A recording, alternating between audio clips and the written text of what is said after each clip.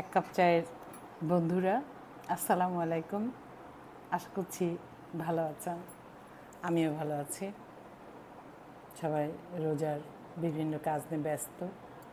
আমরা এখন যেহেতু রোজা, সেহেতু এটা বলেছি আগেই যে সন্ধ্যের পর, কারণ সারাদিনে চা খাওয়া হয় না, সন্ধ্যের পর চা নিয়ে বসা, তো সেই বসে একটু রিল্যাক্স করে আমরা চায়ে চুমুক দেবো, সে এক কাপ চা নিয়ে এসেছি। আপনারা জানেন বর্তমানে বাংলাদেশে বিভিন্ন সবসময়ই ঘটে, একটা দেশ যখন থাকে, হাজারো মানুষ থাকে, সেখানে ঘটনা ঘটতেই থাকে এবং সেই ঘটনার মধ্য দিয়ে কিছু কিছু ঘটনা খুব তোলপাড় হয়, কিছু ঘটনা হয়তো জনসম্মুখে আসে না, কিছু কিছু ঘটনা স্তিমিত হয়ে যায় ক্রমান্বয়ে দু একজনের মধ্য দিয়েই, আবার কিছু ঘটনা বিরাট আকার ধারণ করে। সেরকমই একটি ঘটনা বেশ কয়েকদিন হয়ে গেছে, আমার ধারণা সবাই আপনারা জানেন। সেটি হচ্ছে যে এটি একটু মানে আমার মনে হয় প্রায় বেশ মাসের মতো হয়ে আসছে, তো কিন্তু বিষয়টা নিয়ে কথা বলার ইচ্ছে প্রকাশ আমার ইচ্ছে প্রকাশ করলাম। মনে হলো যে অনেকের সাথে কথা বললো যে হ্যাঁ, এটাতে কথা বলা যেতে পারে, তো সেটা আমি ভাবলাম যে ঠিক আছে, এটা নিয়ে একটু কথা বলি। সেটি হচ্ছে সিগারেট খাওয়া মেয়েদের। আপনারা জানেন সবাই, কয়েকদিন আগে একটি মেয়ে প্রকাশ্যে ধূমপান করছিল, দুটি মেয়ে, সেখানে সেটার কেউ একজন বয়স্ক মানুষ প্রতিবাদ করেছেন, যেটি আমি নিউজে মানে মিডিয়ার মধ্য দিয়ে দেখেছি বা শুনেছি, প্রতিবাদ করেছে, পত্রপত্রিকাও দেখেছি। সেটা নিয়ে তোলপাড় কাণ্ড হয়েছে। কেউ বলেছে মেয়েটি গরম চা ছুঁড়ে মেরেছে, কেউ বলেছে যে হেনস্থা করেছেন সেই পুরুষ এবং আরও পুরুষ একত্রিত হয়ে তখন হেনস্থা করেছে মেয়েটিকে। সেই মব, যেটা আমরা এখন মব জাস্টিস বলার চেষ্টা করি, মব আবার জাস্টিস হয় কী করে আমি জানি না, তবে মব জার্নালিজম হয় বোধহয়, কারণ সাংবাদিকরা সেই ধরনের নিউজ প্রচার করছেন অন্যভাবে। কিন্তু সাংবাদিকদেরও যে দায়িত্ব আছে নিউজ প্রচার করার ক্ষেত্রে, অধিকাংশ জন, সবাই না হলেও যে দায়িত্ব আছে, সব দেশেই কিন্তু এই দায়িত্বটা পালন করে যে কোন নিউজটা আমার করা উচিত আর কোনটা করা উচিত নয়। এখানে সবার যার যার অবস্থান থেকে কিছু দায়িত্ব পালনের ব্যাপার কিন্তু থেকে যায়, সেটি আমরা কতটুকু পালন করি সেটি একটি বিশাল প্রশ্ন। তো পুলিশ এসে সেই মেয়েটিকে উদ্ধার করার জন্যই করেছে, কিন্তু সেটা ছড়িয়ে পড়েছে যে মেয়েটিকে অ্যারেস্ট করেছে, অর্থাৎ গ্রেপ্তার করেছে। সেটি নিয়েই বিপুল আলোচনা, প্রবল আন্দোলন, ডেমনস্ট্রেশন। আমরা শাহবাগ ঐতিহ্যের জায়গা, সকল আন্দোলনের কেন্দ্রবিন্দু, ইদানিং এটা আরও বেশি হয়েছে এই সরকারের আমলে। যার যা দরকার সে দাঁড়িয়ে যেতে পারে। আমরা মজা করে বললাম যে আমরা নারীরা আর রান্নার করতে পারবো না, এটার জন্য আমরা আন্দোলন করি শাহবাগে যে। তো যাই হোক, এটা একটু ফান করলাম। সেটা তো এই যে সিগারেট খাওয়ার ব্যাপারটা কে কীভাবে নিচ্ছেন, আমি তখন 2 লাইন লিখেছিলাম সোশ্যাল মিডিয়াতে যে মেয়েটি সিগারেট খেয়ে কি অন্যায় করেছে না ন্যায় করেছে। এখানে ন্যায় অন্যায়ের বিষয় নয়। সিগারেট বা ধূমপান, যেটি আমরা বলি, যে কোনো মাদক দ্রব্যই শরীরের জন্য ক্ষতিকারক, সমাজের জন্য ক্ষতিকারক, এবং সেটি নারী পুরুষ নির্বিশেষে। সেখানে একজন নারী খেলেই দোষ হবে, একজন পুরুষ খেলে দোষ হবে না, এটি বোধহয় বলার অপেক্ষা রাখে না। এটা কিন্তু ঠিক নয়। খেলে সবার জন্যই এটি দোষের, এটা কিন্তু সবার জন্যই দোষের, নারী খেলেও যা, পুরুষ খেলেও তাই। এখন তাহলে আমাদের দেশে এই প্রতিবাদ কারণ নারীর সিগারেট খাওয়া নেই, পুরুষ কি খাচ্ছে না? খাচ্ছে। কারণ প্রত্যেক সমাজের দৃষ্টিভঙ্গি আলাদা, সেই দৃষ্টিভঙ্গি কিন্তু হুট করে একদিনেই পরিবর্তন করা সম্ভব নয়। আমাদের সামাজিক রীতিনীতি, বিধিবিধান, এটি সমাজেরই তৈরি, সেটি বহু দিনের, বহু বছরের, ক্রমান্বয়ে এটি চলে আসছে। সেখানে নারীকে প্রকাশ্যে ধূমপান করতে দেখা যায় না। কিন্তু এখানে একটি কথা বলে রাখা ভালো, সেটা আমি ছোটোবেলায় দেখেছি বা অনেকেই জানেন যে গ্রাম অঞ্চলে নারীরা কিন্তু বিড়ি এবং হুক্কা খেত, এখনও খায় পরিমাণে খুব কম হলেও। সেখানে কিন্তু আপত্তি করতো না। বিশেষ বিশেষ অঞ্চলে এটা কিন্তু একেবারে সাংঘাতিকভাবে প্রচলিত ছিল, বরং এখনই নাই, আগেই ছিল। কিন্তু তখন কিন্তু এটা নিয়ে এত কথা হয়নি। কিন্তু যখন থেকে মানুষ সচেতন হয়েছে, তখন থেকে কিন্তু সবাইকেই ধূমপান করতে নিষেধ করা হচ্ছে, বলা হচ্ছে, এবং দেখবেন সিগারেটের প্যাকেটে লেখা থাকে সতর্কীকরণ শব্দটা লেখা থাকে যে ধূমপান স্বাস্থ্যের জন্য ক্ষতিকর। তো সেই দৃষ্টিকোণ থেকে যদি আমরা দেখি তাহলে নারী পুরুষ যিনি ধূমপান করবেন তা প্রত্যেকের জন্য একই অবস্থা। সেখানে পুরুষের কম ক্ষতি হবে বা নারীর বেশি ক্ষতি হবে তা কিন্তু নয়। তবে গর্ভবতী নারী ধূমপান করলে তার শিশু কিন্তু বিকলাঙ্গ হওয়ার সম্ভাবনা সমূহ থেকে যায়। তার মানে নারীর দিকে এটা আরও বেশি বলা হচ্ছে। শুধু ধূমপান না, অ্যালকোহল বা যে কোনো মাদকদ্রব্যই শরীরের জন্য ক্ষতিকর, সমাজের জন্য ক্ষতিকর, ভবিষ্যৎ বংশধরের জন্য ক্ষতিকর। এখন এখানে বাংলাদেশে যে ঘটনাটি ঘটে গেল সেটি নিয়ে পক্ষে বিপক্ষে বিভিন্ন কথা, এবং নারী তার স্বাধীনতার কথা বলছেন, নারীবাদের কথা বলছেন এটার সঙ্গে। আমার এখানেই কিছু কথা আছে। নারীবাদ মানে কি যা ইচ্ছে তাই করা, যথেচ্ছাচার করা? না, নারীবাদ মানে সম অধিকার নিশ্চিত করা, সেটা চাকরির ক্ষেত্রে হোক, বন্টনের ক্ষেত্রে হোক, প্রাপ্তির ক্ষেত্রে হোক। সেখানে শুধু সিগারেটের টান দিয়ে নারীবাদী হওয়া যায় না। আমরা খেয়াল করে দেখি অধিকাংশ ক্ষেত্রেই আমরা অনেক নারী মনে করি বা অনেক মেয়েরাই মনে করি যে পুরুষের পোশাক পরে পুরুষালী আচরণ করলেই, সিগারেট টান দিয়ে রাস্তায় ধোঁয়া ছড়লেই, আমি দেখেছি মেয়েদের যে এমনভাবে ধোঁয়া ছড়ছে তার নিজেকে মনে করছে সে পুরুষের সমকক্ষ। আমাকে কেন পুরুষের সমকক্ষ ভাবতে হবে আচরণ দিয়ে? আমার যোগ্যতা দিয়ে আমি পুরুষের সমকক্ষ? পুরুষের সমকক্ষ হওয়ারও কিছু নাই আমি মনে করি। কারণ আমি মনে করি নারী পুরুষের চেয়ে অধিক উন্নত। কারণ নারী যে অবস্থার মধ্যে দিয়ে ছোট থেকে বড় হয়, যত বিধি নিষেধাজ্ঞার মধ্যে দিয়ে সে এগিয়ে যায় পরবর্তী জীবনের সংসারে এবং কর্মক্ষেত্রে, তারপরেও যে সে সাফল্য অর্জন করে, সেটি আমার ধারণা পুরুষের পক্ষে সম্ভব নয়। একজন পুরুষ গবেষক যখন হয় তখন সে শুধু গবেষণাই করে, সংসারের দায়িত্ব তাকে সেভাবে পালন করতে হয় না, শুধু অর্থনৈতিক মানে দায়টা নেওয়া ছাড়া। দুই একজন পিতার কথা আলাদা। তাহলে আমি নিজে মনে করি নারী হচ্ছে সেই উন্নত জীব, পুরুষের চেয়ে তো অবশ্যই, এবং পুরুষের চেয়ে হলে সকল জীবের চেয়ে উন্নত জীব। কারণ নারী একজন মানুষকে পৃথিবীতে আনে, আর এটা কোনোভাবেই সম্ভব নয়। কোনো পৃথিবীর কোনো ফ্যাক্টরি এই কাজটা করে দিতে পারে না। তাহলে নারীকে পুরুষের সমকক্ষ ভাবার জন্য এই ধরনের আচরণ করতে হবে কেন? আর এখন রোজার মাস চলছে, এই রোজার মাসে আমরা যথাসম্ভব চেষ্টা করি নিজেদেরকে ধর্মীয় অনুশাসন মেনে চলা। ধর্ম আপনাকে যেগুলো বলেছে তো বলেছে, সেটি কতটুকু মানছেন সেটা তো আছেই, কিন্তু সামাজিক কিছু রীতিনীতি আছে প্রত্যেক সমাজের, শুধু আমাদের সমাজে আছে তা নয়। যে মেয়ে দুটি ধূমপান করছিল, সেই মেয়ে দুটি যে ধূমপান করে তা কিন্তু না, এরকম আরও অনেক মেয়েই ধূমপান করে। দেখা যাচ্ছে টিএসসির সামনে ধূমপান করছে রাস্তায়, আমি নিজে দেখেছি, গাড়িতে যাচ্ছে ধূমপান করতে করতে, সরি। তো সেই মেয়ে দুটি করে না, শুধু করেছে তা কিন্তু না।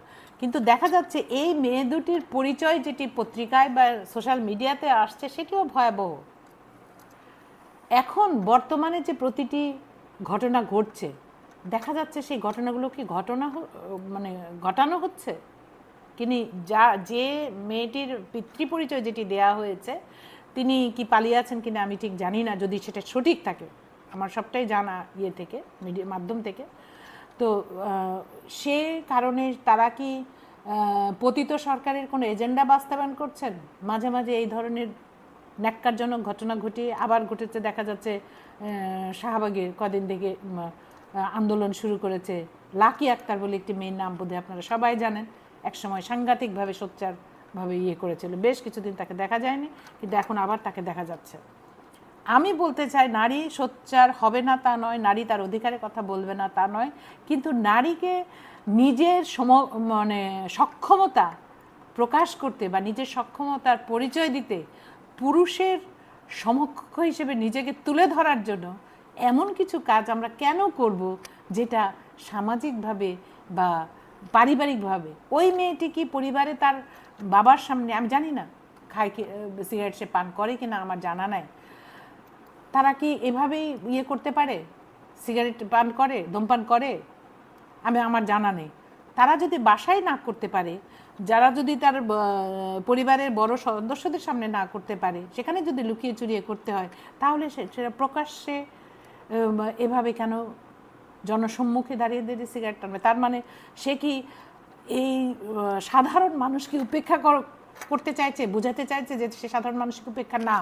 সমাজে বাস করলে সাধারণ মানুষ কেন, কাউকেই উপেক্ষা করা যাবে না। স্বাধীনতা মানে কাউকে উপেক্ষা করা নয়, স্বাধীনতা মানে সেই আচরণ যা অন্যের চোখে অন্যের অসুবিধা তৈরি না করে করা হয়, সেটি স্বাধীনতা। আপনি চাইলেই আপনার ঘরে বিশাল জোরে ড্রাম বাজাতে পারেন না, গান বাজাতে পারেন না, যাতে পাশের বাসার বাচ্চাটির, পাশের বাসার মানুষটির অসুবিধা হয়। আপনি চাইলেই সারাদিন রাত ভরে মাইকে গান বাজাতে পারেন না। অর্থাৎ এটি আপনার স্বাধীনতা নয়। স্বাধীনতা তখনই স্বাধীনতা হয়ে উঠবে যখন যখন সেটি রাষ্ট্রীয় আইনকানুন, সামাজিক আইনকানুন, পারিবারিক আইনকানুন, ধর্মীয় আইনকানুন, সমস্ত দ্বারা প্রাতিষ্ঠানিক আইনকানুন, নৈতিক আইনকানুন সমস্ত দ্বারা নিয়ন্ত্রিত হবে। তখনই স্বাধীনতা ভোগ করার ব্যাপার থাকবে বা স্বাধীনতা হয়ে উঠবে। না হলে কিন্তু স্বাধীনতা হয়ে উঠবে না, সেটা স্বেচ্ছাচারিতার সমতুল্য হয়ে যাবে। সেটি অবশ্যই নিন্দনীয় কাজ। প্রকাশ্যে ধূমপান শুধু নিন্দনীয় নয়, এটি আমি বলবো বিশেষ করে এই সময় কখনোই না, তারপরে এখন তো নয়ই। কেন একজন নারীকে প্রকাশ্যে ধূমপান করে নিজের নারীবাদিত্বকে প্রচার করতে হবে? এর ফলে যেটি হয়, যারা সত্যিকারেই পরিশ্রম করে নিজের অধিকার প্রতিষ্ঠা করে তাদেরকে কিন্তু পদে পদে বিড়ম্বিত হতে হয় আমাদের কারণে, আমাদেরই কিছু নারীর আচরণের কারণে।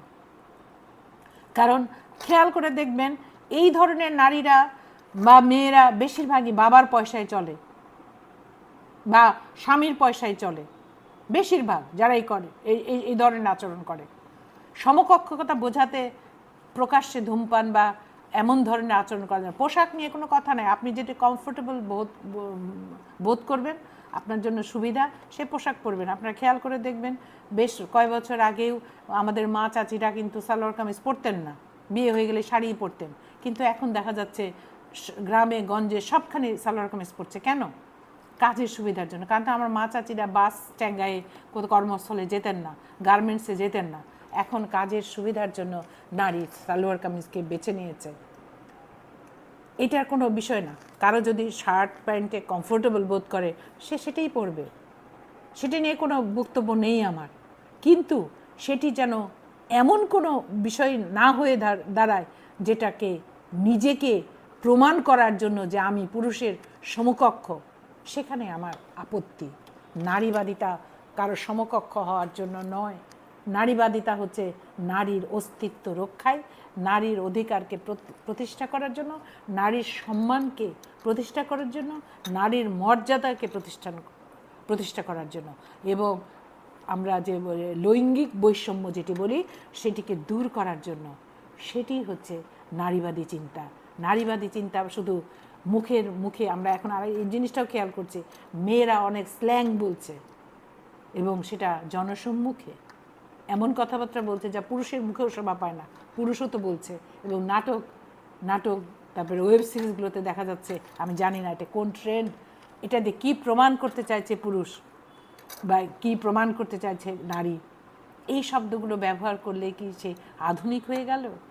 আধুনিক পোশাকে হওয়া যায় না, আধুনিক শব্দ চয়নে হওয়া যায় না, আধুনিক কথাবার্তার ঢঙ্গে হওয়া যায় না।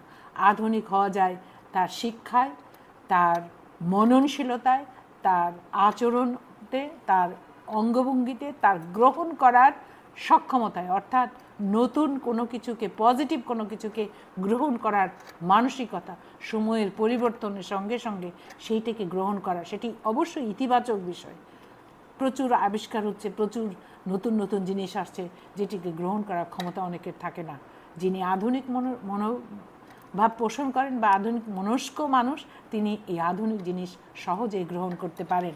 কুসংস্কারকে দূরে ঠেলে দিয়ে, যেমন ধরেন উদাহরণস্বরূপ বলতে পারি, চিকিৎসার ক্ষেত্রে আমরা অনেক কিছু আগে দেখতাম বা এখনও হয়, সেটিকে দূরীভূত করে একটি গ্রামের নারী যদি সাপে কামড়ানো একটি বাচ্চা বা মানুষকে দ্রুত হসপিটালে নিয়ে যায়, ওই ওঝার কাছে নেওয়ার বাদ দিয়ে বা ওঝাকে প্রতিহত করে সকলকে উপেক্ষা করে, তাহলেই বুঝতে হবে সে আধুনিক।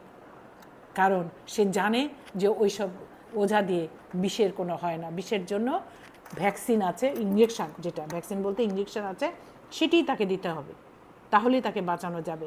এটিই হচ্ছে আধুনিকতা। আধুনিকতা মানে অর্ধলঙ্গ হয়ে ঘুরে বেড়ানো নয়। আধুনিকতা মানে একটার পর একটা প্রেম করা নয়। সেটা পুরুষ নারী দুজনের ক্ষেত্রেই বলছি আমি। আধুনিকতা মানে পুরুষের ক্ষেত্রে যদি বলেন যে প্রেমের নামে মেয়েদের সঙ্গে শারীরিক সম্পর্ক করে, ভালোবাসার নামে বা শ্রদ্ধার নামে বা বন্ধুত্বের নামে যেটাই বলি আমরা করে, তাকে শারীরিকভাবে ভোগ করে তার অর্থ নিয়ে সরে পড়া নয়। এটিকে আধুনিকতা বলে না, এটাকে শিক্ষিতও বলে না। এটি কিন্তু শিক্ষিত পুরুষরাও, শিক্ষিত নারীরাও করছেন, অল্প বয়সীরাও করছেন। তাহলে আধুনিকতার সংজ্ঞা আমাদের আগে ঠিক করতে হবে, এবং আমাদের করণীয় কি, এবং আমাদের সক্ষমতা বা আমাদের অধিকারকে প্রতিষ্ঠা করার জন্য আমাদের কোন কাজ করা উচিত সেটিও আমাদের জানতে হবে। রাস্তাঘাটে দাঁড়িয়ে সিগারেটে টান দিয়ে কোনো বয়োজ্যেষ্ঠ মানুষের যদি তিনি নিষেধ করে থাকেন, আমি কিভাবে করেছেন আমি জানি না, যদি তিনি খুব খারাপভাবে করে থাকেন, সেটিরও প্রতিবাদ অন্যভাবে করা যায়। সেটি খুব বাজে আচরণ করা কিন্তু নয়। কারণ একজন বয়োজ্যেষ্ঠ মানুষ তার বয়সের কারণে কিছু সম্মান পেতে পারেন। হ্যাঁ, সে মানুষটি খারাপ হতেই পারে, তার মানে আমাকেও খারাপ হতে হবে না।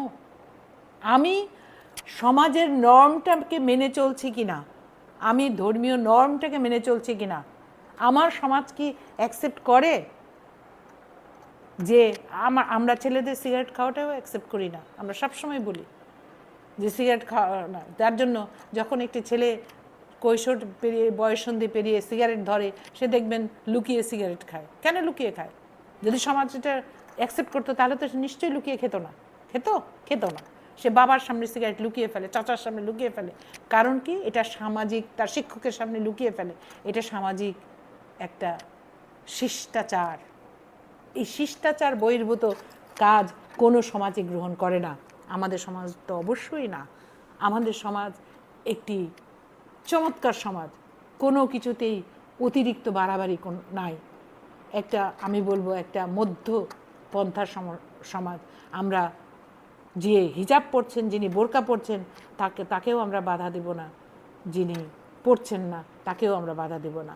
কিন্তু এমন কোনো আচরণ আমি করব না বা আমরা করব না বা আমাদের ভবিষ্যৎ প্রজন্ম করবে না।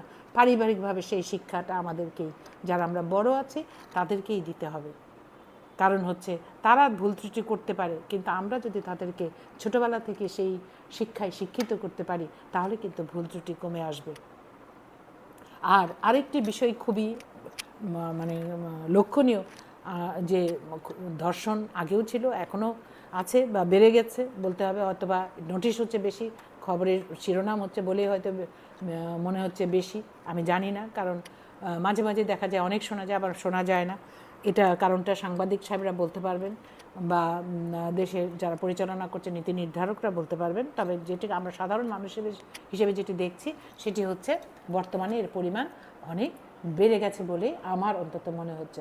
এই ধর্ষণ থেকে এটি যাতে না হয় সেই ক্ষেত্রে মেয়েদেরকেও কিন্তু সচেতন হতে হবে। দেখা যাচ্ছে একটি মেয়ে মোবাইলে পরিচয় হয়েছে, মোবাইলের মাধ্যমে, তার সঙ্গে সামনে দেখা হয়নি, তার সঙ্গে একটা অচেনা জায়গায় চলে যাচ্ছে, এবং নির্মমভাবে তার বন্ধু বান্ধব দ্বারা সেই ছেলেটির দ্বারা রেপ হচ্ছে, গ্যাং রেপ যেটা বলি আমরা, হচ্ছে। তাহলে মেয়েটারও পরিবার থেকে সে কেন এটা শিখবে না? কেন সে একটা অজানা ছেলের ডাকে বা পুরুষের ডাকে চলে যাবে? যদি কেউ অন্য কোনো চিন্তা করে যায়, সেটা নিয়ে আমার কোনো বক্তব্য নেই, বলার কোনো সুযোগও বোধ হয় নেই। বক্তব্য নাই বলা যাবে না, সুযোগও নেই। কিন্তু যে আক্রান্ত হচ্ছে সে তো আক্রান্ত হওয়ার চিন্তা করে কিন্তু যায়নি, সে বন্ধু মনে করেই গিয়েছে, কিন্তু তারপরে আক্রান্ত হচ্ছে। বা যে প্রেম করে সে কিন্তু বন্ধুই ভাবছে, প্রেমিকই ভাবছে, বা পরিচিত মানুষই ভাবছে, পছন্দের মানুষই ভাবছে, বা তাকে অনেক ভালোবাসে ভাবছে, কিন্তু তার দ্বারা আক্রান্ত হচ্ছে। এইসব ক্ষেত্রেও বোধহয় আমাদের ভাবতে হবে, কারণ একজন নারী যেভাবে ভাবছে হয়তো একজন পুরুষ ভাবছে না। এই ভুলগুলো আমরা করে ফেলি, আমরা নারীরাই করে ফেলি, এবং নারীদেরকে এই ব্যাপারে বেশি সচেতন হতে হবে। এবং পুরুষ সেই দায় নিচ্ছে না। পুরুষ সবসময়, অন্তত আমাদের সমাজে, আমার পুরুষ বন্ধুরা শুনলে তো কষ্ট পাবেন, কিন্তু এটি বাস্তব, এটিই বাস্তব। পুরুষ নিগৃহীত হচ্ছে না তা নয়, পুরুষ নারী দ্বারা বঞ্চিত হচ্ছে না তা নয়, কিন্তু তার পরিমাণ খুব কম। এবং সেই নারীদের দ্বারা বঞ্চিত হচ্ছে, যেটা আপনি ডেটা কালেকশন করলে দেখবেন যে সেই মেয়েটি আরও এর আগে পুরুষ দ্বারা প্রবঞ্চিত হয়েছে, বঞ্চিত বলতে না, প্রবঞ্চিত, প্রতারিত বললেই সবচেয়ে ভালো হয়, প্রতারিত হয়েছে। প্রতারিত হওয়ার পর দেখা যাচ্ছে সেও পুরুষকে প্রতারণা করছে। তো এই যে একটা সার্কেল বা একটা চক্র, এই চক্র থেকে আমাদের বেরোতে হবে। এবং আমরা যারা সমাজে বসবাস করি তাদেরকে এই ব্যাপারে খুবই সচেতন হয়ে, এই যে কিশোর উত্তীর্ণ, কৈশোর উত্তীর্ণ কিশোরীরা, তাদেরকে সচেতন করতে হবে। বাবা মাকে অত্যন্ত সজাগ দৃষ্টি রাখতে হবে, আমার ছেলেটি বা মেয়েটি কার সঙ্গে কথা বলছে, কার সঙ্গে মিশছে। এ ব্যাপারে কিন্তু আমাদের সচেতনতা খুবই বৃদ্ধি করতে হবে। তাহলে আমরা বোধহয় এটা বলতেই পারি যে আমরা চাইলেই যে কোনো কাজ সমাজে করতে পারি না। প্রত্যেক সমাজের একটি নিয়ম আছে, প্রত্যেক সমাজের একটা আচরণ আছে, আচার আছে, সেটিকে মেনে নিয়ে আমাদের চলতে হবে। তাহলেই সমাজ সুন্দর হবে, তাহলেই সমাজ শৃঙ্খলাবদ্ধ থাকবে, অর্থাৎ সুশৃঙ্খল থাকবে। ভালো থাকবেন, দেখা হবে আরেকটি অন্য কোনো বিষয়ে।